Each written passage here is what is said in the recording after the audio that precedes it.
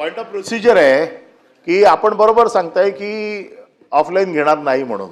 नाही नाही ऑनलाईन घेणार, ऑफलाईन घेणार नाही. ऑफलाईन माझ्या माहितीप्रमाणे आजही आपल्याकडे जो नियम आहे त्याच्यामध्ये 1 तास अगोदर द्यायचा आहे. हो.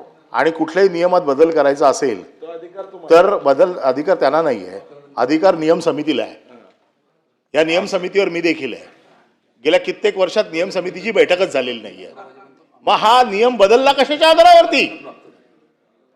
म्हणून साठी नियम बदलला, नियम समितीच्या बैठकीमध्ये नियम बदलावा लागतो. तुम्ही नियम नंतर बदलून घेण्याची अर्ध्या तासाची सूचना आणा, मग आपण अर्धा तास नाही, पण मग नियम हा बदलला कशाच्या आधारावरती?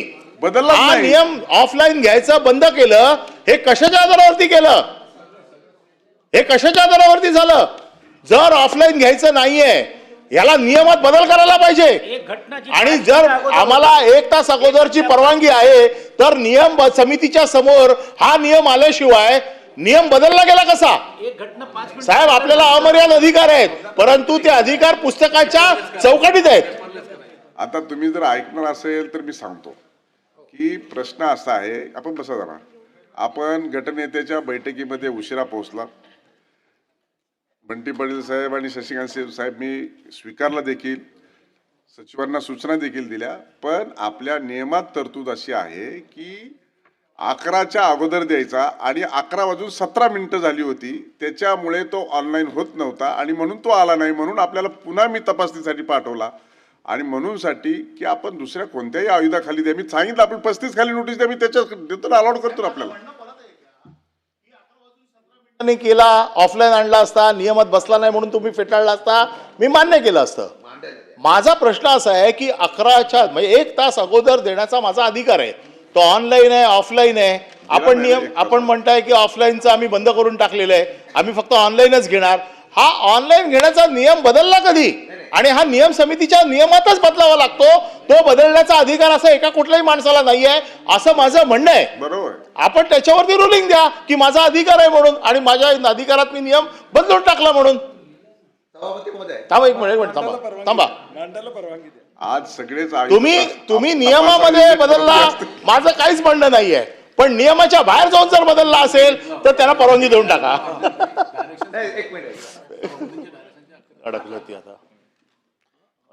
तत्कालीन सभापतींनी या संदर्भामध्ये सगळे जे काय आहे तर ते ऑनलाईन स्वीकारायचं घेतलं होतं. तथापि त्यांना बंटी पाटलांना जरा बोलू दे या विषयावर. त्यांची भावना काय, मी घेतलेल्या निर्णयासंदर्भात त्यांची भावना काय?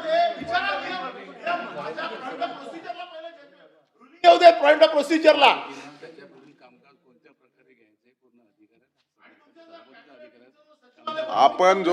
आपण जो विषय मांडणार आहे त्या विषयाचं गांभीर्य लक्षात घेता आपण व्यवस्थितरित्या एखाद्या आयुधाच्या माध्यमातून तो विषय आणावा असं माझं आपल्याला म्हणणं आहे.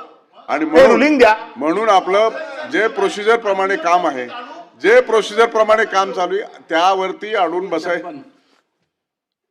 आणि म्हणून सभापतीच्या अधिकाराच्या संदर्भामध्ये मी आपल्याला रुलिंग दिलेलं आहे. म्हणून तुम्हाला वारंवार तीच गोष्ट सांगतोय, परंतु आता आपल्याला ती निदर्शनास आणि ती जाणीव होत नाही.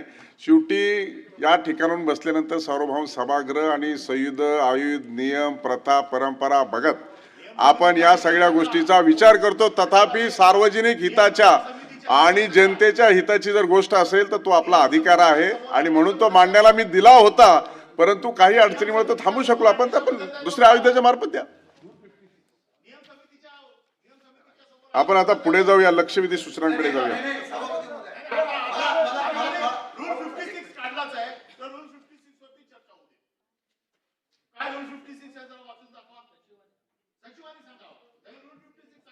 वाचा सचिव वाचा.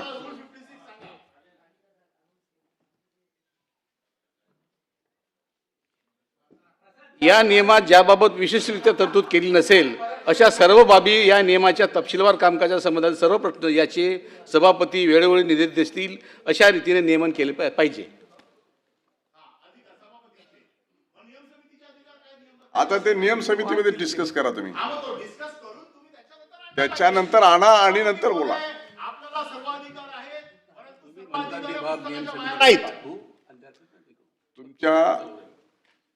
तुमचं म्हणणं जे काय आहे तर ते नियम समितीमध्ये व्हेरीफाय करून त्याच्यात काय आवश्यक ते बदल करायचे असेल तर करून बोला. व नियम समितीने त्याचे अधिकार बदलावे, सभागृहात यावे. सभापतींचा तो पूर्ण अधिकार आहे, ते एक्सेप्ट करायचे नाही करायचे सभागृहाला. पण आता असं झालंय की परब साहेब सभापतींच्या अधिकारावरती बोलायला लागले. म्हणून मी माझ्या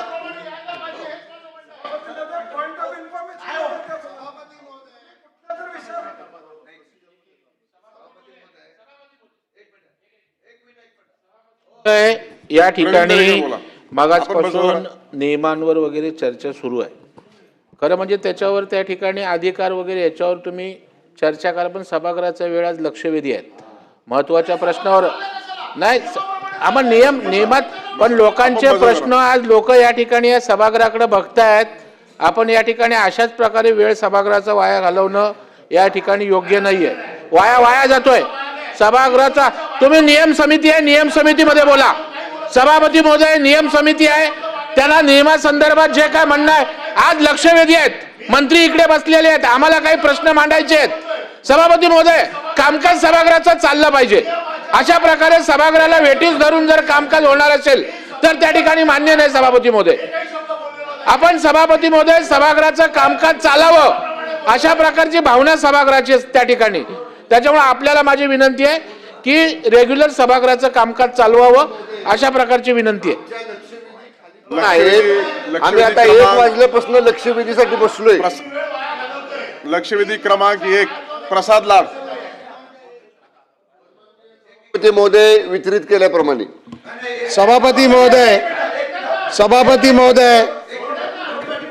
सभापती महोदय मुंबईच्या विकासाच्या कामाच्या विरोधात हे लोक जात आहेत.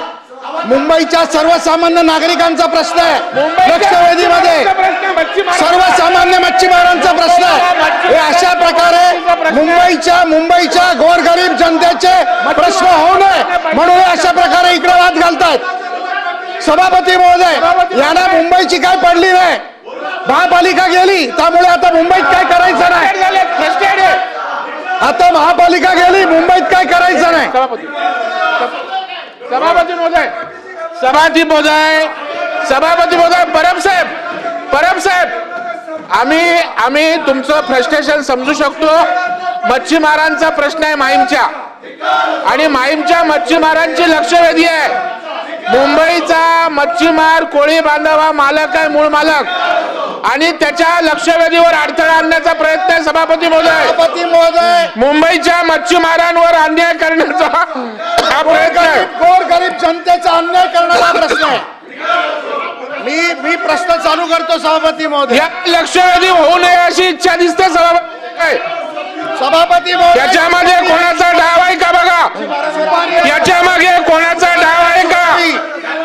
मच्छीमारांचा प्रश्न आहे. सभापती महोदय मच्छीमारांची वसाहत याच्या मागे त्याच्या विकासाचा आहे. याच्या मागे काहीतरी याचा हात आहे. सभापती महोदय याच्या मागे कोण आहे याची चौकशी करा. सभापती महोदय प्रश्नाच्या मागे कोण आहे त्याची चौकशी करा. हा गोरगरीब जनतेसाठी आम्ही लढतोय सभापती महोदय, आणि हे मध्ये पडतायत. आणि हे मध्ये येऊन त्या जनतेचं काम होणे म्हणून प्रयत्न करतायत. सभागृहाचं कामकाज 15 मिनिटांसाठी तहकूब करीत आहे.